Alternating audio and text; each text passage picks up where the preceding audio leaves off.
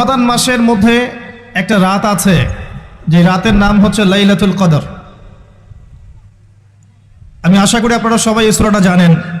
বা'দা আউযু বিল্লাহি মিনাশ শাইতানির রাজিম, ইন্না আনজালনাহু ফি লাইলাতুল কদর।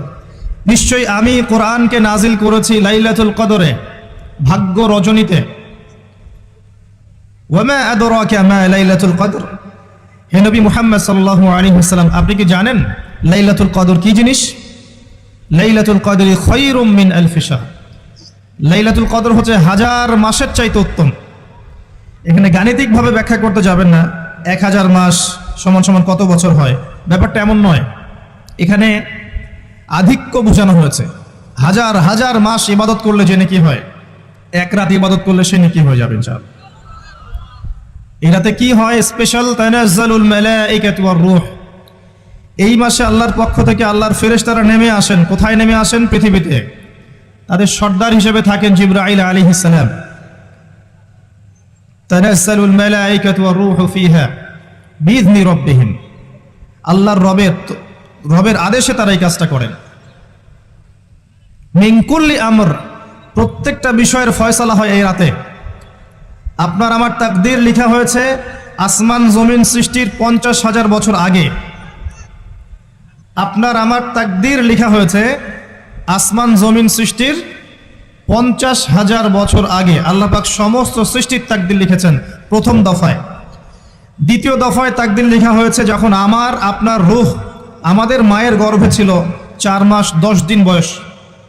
ওই সময় আল্লাহর পক্ষ থেকে ফেরেশতা আসেন, এসে লিখে দেন তার হায়াত, তার রিজিক, সে সৌভাগ্যবান না দুর্ভাগ্যবান। এরপর রূহটাকে ফুঁকে দেন, বাচ্চা নড়াচড়া শুরু করে। এর আগ পর্যন্ত পেটের মধ্যে বাচ্চা নড়াচড়া করে না। যখন রূহটা ফুঁকে দেওয়া হয় তারপর থেকে বাচ্চা নড়াচড়া শুরু করে। দ্বিতীয় দফায় তাকদীর লেখা হয়। এরপরে তৃতীয় দফা লেখা হয় এই লাইলাতুল কদরে, যে আগামী 1 বছর কি হবে, আপনি কি করবেন। অর্থাৎ 1 বছরের বাজেট প্রণয়ন করা হয় প্রত্যেক লাইলাতুল কদরে। তানাজ্জালুল মালাইকাতু ওয়ার রূহ ফিহা বিইذনি রাব্বিহিম মিন কুল্লি আমর।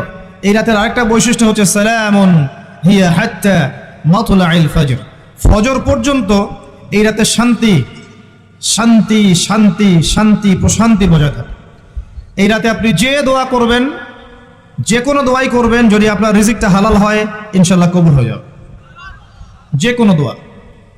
এই রাতে যারা ইবাদত করে দাঁড়িয়ে দাঁড়িয়ে, তাদের চতুর্দিকে ফেরেশতারা সমবেত হন, তাদের দোয়ায় তারা শরীক হন, তাদের জন্য দোয়া করতে থাকেন। ঠিক তখনই দেখবেন মুমিন বান্দার চোখ দিয়ে টপ টপ করে পানি পড়া শুরু হয়েছে। আপনি ফিল করতে পারবেন যে আপনার দোয়া আল্লাহ কবুল করছেন। এই রাতের ইবাদতকে 1000 মাস দিয়ে গুণ করলেও কখনো সমান হবে না। একটা রাত ইবাদত করলে আপনি হাজার হাজার মাসের নেকি পাচ্ছেন। এই সুযোগটাকে ছেড়ে দেওয়া যায়? কবে এই রাত স্পেসিফিকলি বলা যাবে না, 27 তারিখেই স্পেসিফিকলি বলা যাবে না যে 21-এর রাতেই, 23-এর রাতেই বা 25-এর রাতেই, নির্দিষ্ট করে বলার কোনো সুযোগ নাই। নবী সাল্লাল্লাহু আলাইহি ওয়াসাল্লাম লাইলাতুল কদর পেয়েছেন এবং ওই রাতে বৃষ্টি হচ্ছিল। তিনি সেজদা করছেন, তার কপালের মধ্যে মসজিদে নববীর যে মাটি আছে এই মাটির কাদা লেগেছিল। তখন কিন্তু মসজিদ টাইলস ফিটিং ছিল না। মাটির মসজিদ থেকে নবী সাল্লাল্লাহু আলাইহি ওয়াসাল্লাম বিশ্ব পরিচালনা করেছেন। আর আমাদের এখন তাজমহলের মতো মসজিদ, হেদায়েতের কোনো হও নাই এখানে। এটা আখিরুজ্জামানের সাইন, মসজিদগুলো হবে চাকচিক্যময়, হেদায়েত শূন্য।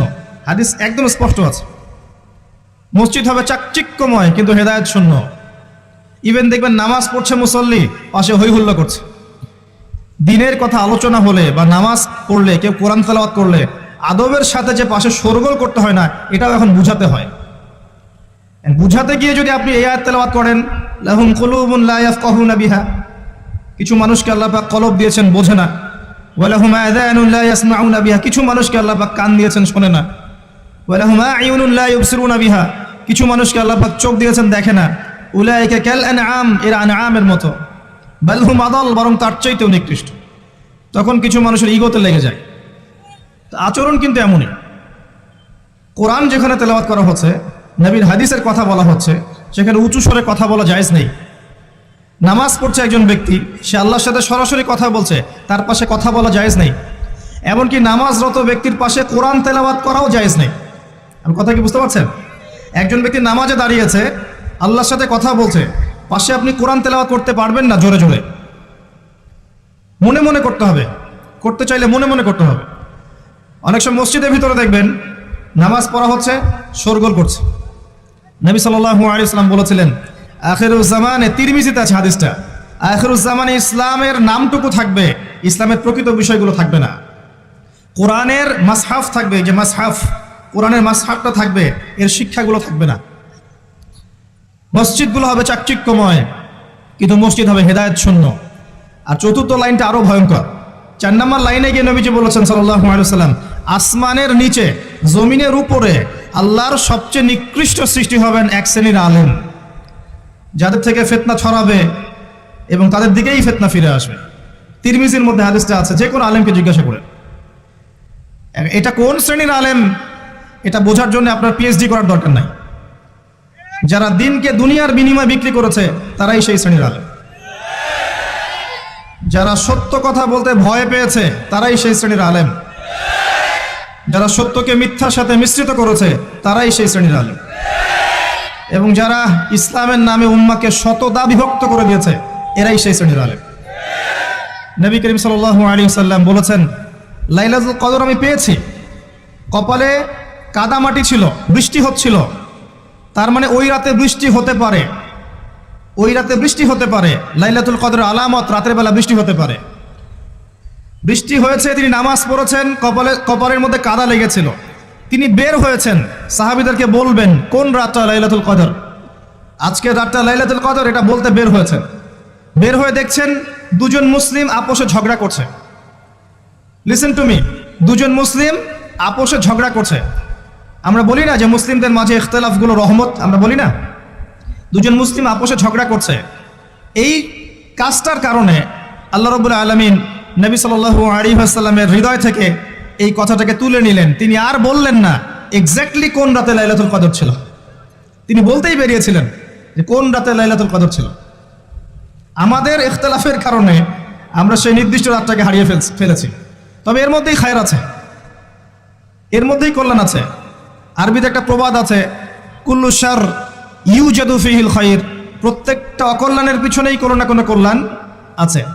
নির্দিষ্ট করে বলে দিলে আমরা বাকি রাতগুলো জাগতাম না। নবী সাল্লাল্লাহু আলাইহি ওয়াসাল্লাম এখন বললেন যে আমাকে ভুলিয়ে দেওয়া হয়েছে কোন রাত, তোমাদের ঝগড়ার কারণে। অতএব তোমরা শেষ দশকের বিজোড় রাতগুলোকে তালাশ করো। শেষ দশকের বিজোড় রাত বলতে 21-এর রাত, 23-এর রাত, 25, 27, 29, এই 5টা রাতের যে কোনো একটা লাইলাতুল কদর। এই রাতে ইবাদত করলে এত নেকি হচ্ছে, কারণটা কি? রাত আর দিন কি ডিফারেন্ট কিছু? প্রত্যেক রাতেই কিন্তু আল্লাহ পাক প্রথম আসমানে নেমে আসেন, প্রত্যেক রাতে, শুধু শবে বরাতের রাতে নয়, শুধু নিসফে শাবানের রাতে নয়, কিন্তু প্রত্যেক রাতেই আল্লাহ পাক প্রথম আসমানে নেমে আসেন। তিনি কিভাবে নেমে আসেন এটা ব্যাখ্যা করার দরকার নেই আমাদের। আল্লাহ পাক বলেছেন নেমে আসি, বাস আসি। কারণ সবকিছু আমরা যুক্তি, বিজ্ঞান, দর্শন দিয়ে প্রমাণ করতে পারবো না। পারবো? সায়েন্সকে জিজ্ঞাসা করেন যে স্বপ্নের ব্যাখ্যা কি, ঘুম কাকে বলে, আত্মা কাকে বলে, আত্মা কঠিন না তরল না বায়বীয়, পারবে সায়েন্স ব্যাখ্যা করতে? কবরের আযাব কি, জিনজাতি কি, জিনজাতি কাকে বলে, জিনজাতি কেমন দেখতে, মালায়েকা কেমন, তারা কিভাবে কাজ করে, তাদের ফাংশন কি, তারা কি ব্যাখ্যা করতে পারবে? আমাদের একটা চেতনা তৈরি হয়েছে, সায়েন্স যা বলবে তাই সত্য। এই চেতনা পুরোপুরি সত্য নয়। কোরআন এবং সুন্নাহ, আল্লাহ এবং তার রাসূল যা বলবেন সেটাই চূড়ান্ত সত্য। এর বাইরে সত্য মিথ্যার চূড়ান্ত কোনো মানদণ্ড নাই। হ্যাঁ, সায়েন্সের ভিত্তি আমরাই দিয়েছি, এটা অমুসলিমরা দেয়নি, এর ভিত্তি মুসলিমরা দিয়েছে। পরবর্তীতে এরা এর উপর ঘষা মাজা করেছে। এখন সায়েন্টিফিক এবং টেকনোলজিক্যাল রেভলিউশন আসছে পশ্চিমা সভ্যতা থেকে। এই সভ্যতার ধারক বাহক ছিলাম আমরা। সভ্যতা এদের দ্বারা শুরু হয়নি, সভ্যতা নবীদের দ্বারা শুরু হয়েছে। তো সবকিছু সায়েন্স দিয়ে ব্যাখ্যা করা যাবে এমন নয়, কারণ সায়েন্সের সীমাবদ্ধতা আছে, আল্লাহর জ্ঞানের কোনো সীমাবদ্ধতা নাই। তো আল্লাহ নেমে আসেন, ব্যাস নেমে আসেন। নেমে এসে আল্লাহ পাক কি বলেন? আল্লাহ পাক 3টা কথা বলেন। রাতের শেষ অংশ, রাতকে ভাগ করেন। যদি 6টার সময় রাত শুরু হয়, রাত কিন্তু রাত 12টায় শুরু হয় না, সূর্য ডুবে গেলেই রাত শুরু হয়, এটাই ইসলাম। এখন 6টা থেকে আপনি এই 5টা পর্যন্ত সময়টাকে 3 ভাগে ভাগ করেন। শেষের অংশ ধরে নেন যে 1টা থেকে 5টা, কথার কথা আমি এস্টিমেট করলাম, এই সময়টুকুতে আল্লাহ রাব্বুল আলামিন কাছে নেমে আসে প্রথম আসমানে, অর্থাৎ তার রহমত নিকটবর্তী হয় এবং তিনি আহ্বান করতে থাকেন 3টা জিনিস। 1, কে আছো আমার কাছে কিছু চাইবে, যা চাইবে আমি তাই দিব। 2, কে আছো আমার কাছে ক্ষমা চাইবে, আমি তোমাকে মাফ করে দেব। 3, কে আছো আমাকে ডাকবে, আমি তোমার ডাকে সাড়া দেব। মানে এই সময় আপনি যা চাইবেন ইনশাআল্লাহ, আপনার আকীদায় যদি শিরক না থাকে, আমলে যদি বেদাত না থাকে এবং আপনার রিজিক যদি হালাল হয়, ইনশাআল্লাহ তাআলা আপনার দোয়া কবুল করা হবে। আল্লাহ পাক প্রত্যেক রাতেই নেমে আসেন। তাহলে লাইলাতুল কদরকে এত স্পেসিফিকলি ইম্পর্টেন্স দেওয়ার কারণ কি?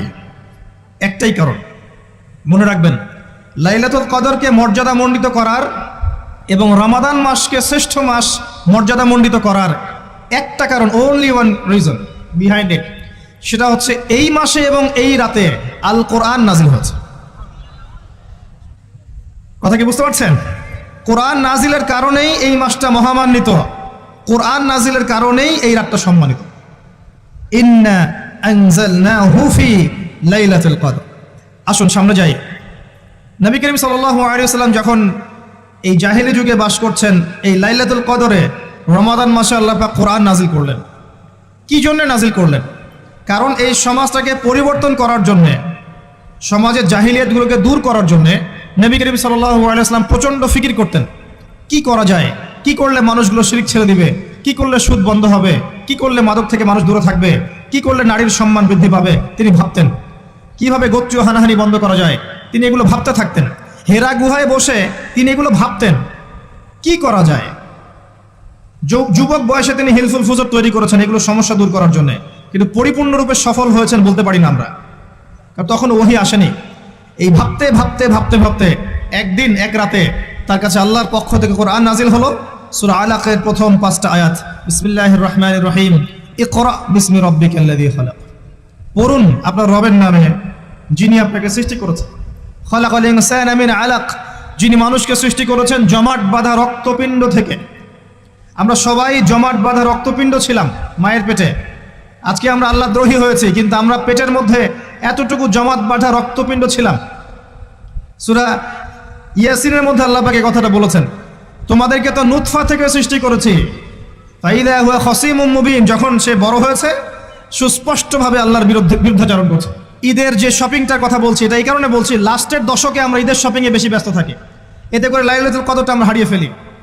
লাস্টের দশক আমরা হয় ইতিকাফ করবো, না হলে বাসায় নামাজ পড়বো, পরিবারবর্গকে নিয়ে রাত জাগবো। পারা যাবে ইনশাল্লাহ? তারাবির নামাজ তো পড়বো ইনশাল্লাহ জামাতে। এবং আপনি 20 পড়েন আর 8 পড়েন, আপনি নামাজের কোয়ালিটিটাকে ভালো করার চেষ্টা করেন, নামাজের কোয়ালিটিটাকে বেস্ট করেন। ধীরে ধীরে তেলাওয়াত করেন, ধীরে ধীরে রুকু সেজদা করেন, নামাজটাকে এনজয় করেন, সময় নিয়ে, টাইম নিয়ে, 2 ঘন্টা সময় লাগুক, 3 ঘন্টা সময় লাগুক, এনজয় করে নামাজ পড়েন। আল্লাহ পাক তৌফিক দান করুন। এরপর শেষ রাতে আবার ওঠেন, পরিবারবর্গকে নিয়ে নামাজে দাঁড়ান, একসাথে জামাত করে নামাজ পড়েন, পরিবারে নফল নামাজ পড়েন, বাসায় বরকত হবে ইনশাআল্লাহ।